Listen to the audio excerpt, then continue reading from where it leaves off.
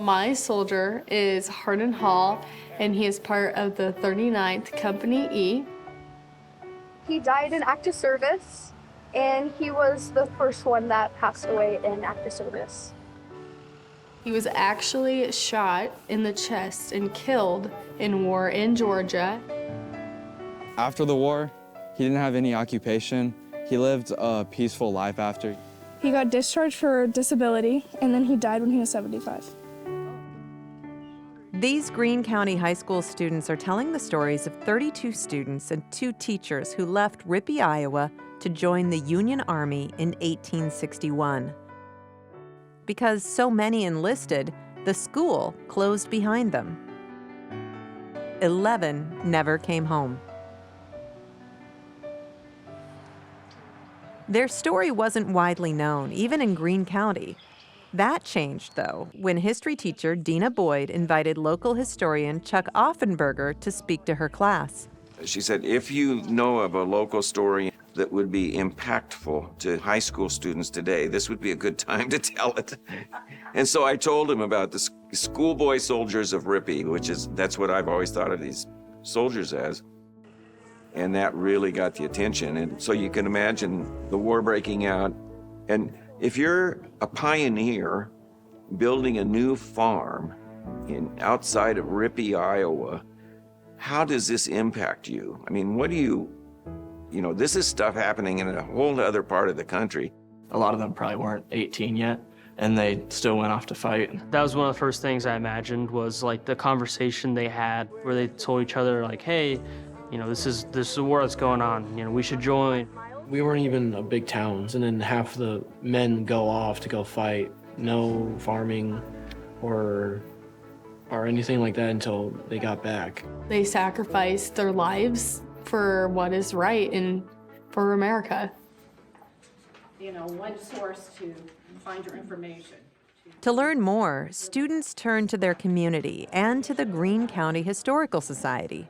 Their research led them through newspapers, obituaries, memoirs, and cemetery records. Right now, they are working on researching each soldier. We took a tour around the museum, and then eventually we had asked questions about our soldiers and what had happened. I spent my entirety of Iowa history trying to focus on who this person was and what they would wear, and I even helped on participating in reenactments. Along the way, the students began doing more than reading about history. They started wearing it, carrying it, and imagining what life might have felt like in 1861. This is an 1863 Springfield musket.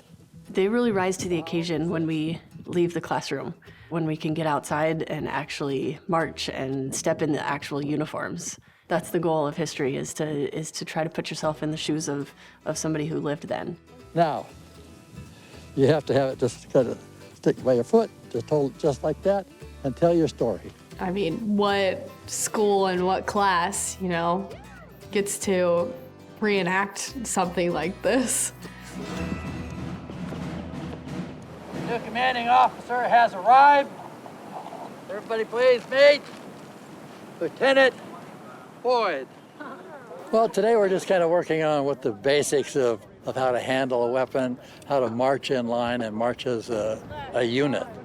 Well, we're trying to also get them to learn what it was like back in 1861 and what they're going through and stuff.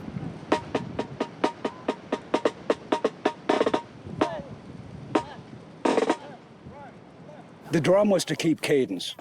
You heard me and a couple other people go left. I want these guys to be sharp. I want to be proud. Marching in uniform and retracing the soldiers' lives made some students wonder how a story like this could have gone largely unrecognized for so long. Company, halt. It really was an amazing story, so I figured there should be something to remember them by. I originally asked him, is there a monument or anything that, commemorates the soldiers? He said there wasn't.